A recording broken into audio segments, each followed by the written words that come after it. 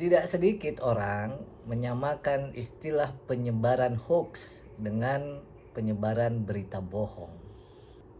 Istilah penyebaran hoax yang disamakan dengan penyebaran berita bohong menurut hemat saya kurang tepat. Istilah hoax lebih luas daripada sekedar berita bohong. Hoax dalam kamus bahasa Cambridge Dictionary misalnya didefinisikan a plan to deceive a large group of people. A trick, rencana untuk menipu banyak orang, sebuah tipuan. Dalam buku Jan Tattersall dan Peter Neuframon yang diterbitkan pada tahun 2018, kita bisa mengetahui seluk-beluk seputar hoax. Dalam buku Hoax: A History of Deception, 5,000 Years of Fakes, Forgeries, and Fallacies. Di buku ini dinyatakan penipuan dan kekeliruan sudah menjadi bagian yang tidak terpisahkan dari pengalaman manusia.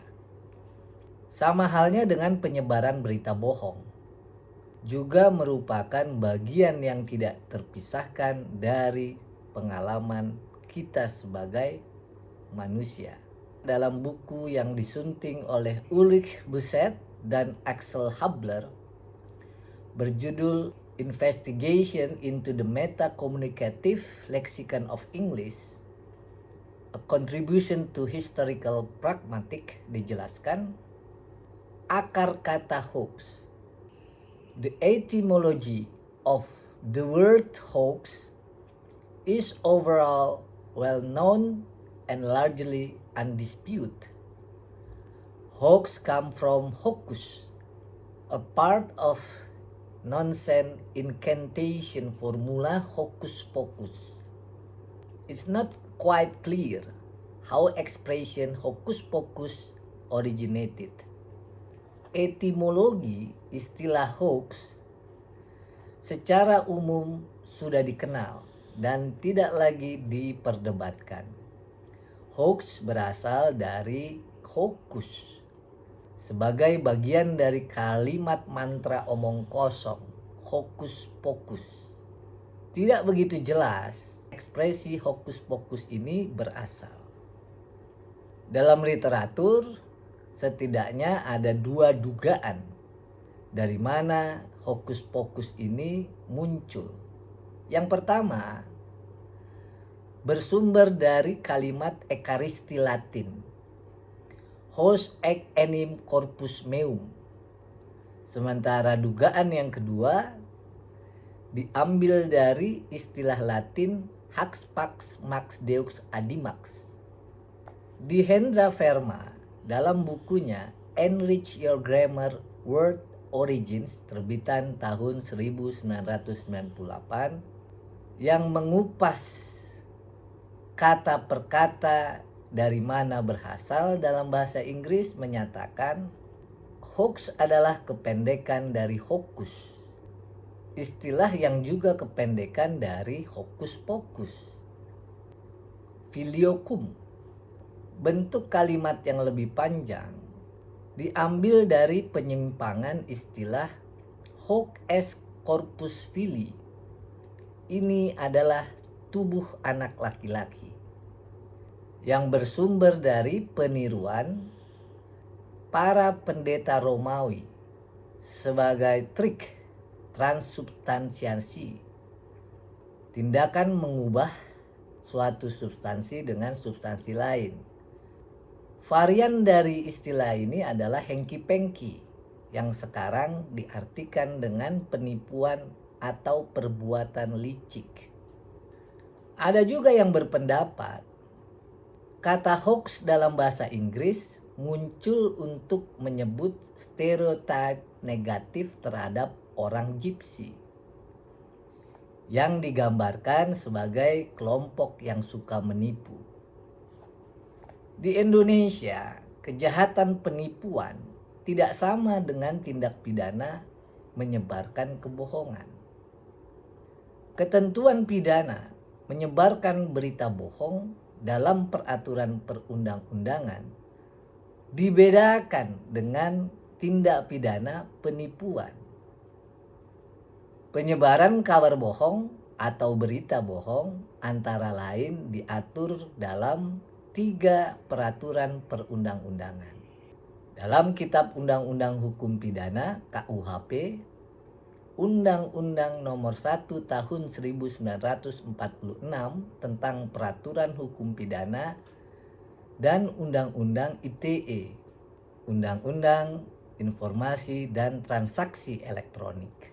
Pasal 15 Undang-Undang Nomor 1 Tahun 1946 mengatur barang siapa menyiarkan kabar yang tidak pasti atau kabar yang berlebihan atau yang tidak lengkap, sedangkan ia mengerti setidak-tidaknya patut dapat menduga bahwa kabar yang demikian akan atau sudah dapat menerbitkan keonaran di kalangan rakyat, dihukum dengan hukuman penjara setinggi-tingginya 2 tahun. Sementara pasal 45 ayat 1 Undang-Undang Nomor 19 Tahun 2016 tentang perubahan atas Undang-Undang Nomor 11 Tahun 2008 tentang informasi dan transaksi elektronik menyatakan setiap orang dengan sengaja dan tanpa hak menyebarkan berita bohong dan menyesatkan yang mengakibatkan kerugian konsumen dalam transaksi elektronik sebagaimana dimaksud dalam pasal 28 ayat 1 dipidana dengan pidana penjara paling lama 6 tahun dan atau denda paling banyak 1 miliar rupiah. Selanjutnya, dalam Undang-Undang Nomor 1 Tahun 2023 tentang Kitab Undang-Undang Hukum Pidana, kita sebut dengan KUHP yang baru. Penyebaran berita bohong diatur dalam klasifikasi tindak pidana gangguan terhadap ketertiban umum dan ketentraman umum yang diatur dalam paragraf 7 tindak pidana tentang penyiaran atau penyebarluasan berita atau pemberitahuan bohong. Ada 2 pasal yang mengatur soal berita bohong ini, yakni Pasal 263 dan Pasal 264 KUHP. Saya akan bacakan bunyi dari 2 ketentuan pasal ini agar Anda semua dapat mencermati dan terhindar melakukan perbuatan tindak pidana. Pasal 263 ayat 1. Setiap orang yang menyiarkan atau menyebarluaskan berita atau pemberitahuan padahal diketahuinya bahwa berita atau pemberitahuan itu bohong yang mengakibatkan kerusuhan dalam masyarakat dipidana dengan pidana penjara paling lama 6 tahun atau pidana denda paling banyak kategori 5. Pasal 263 ayat 2. Setiap orang yang menyiarkan atau menyebarluaskan berita atau pemberitahuan padahal patut diduga bahwa berita atau pemberitahuan tersebut adalah bohong yang dapat menyebabkan kerusuhan dalam masyarakat dipidana dengan pidana penjara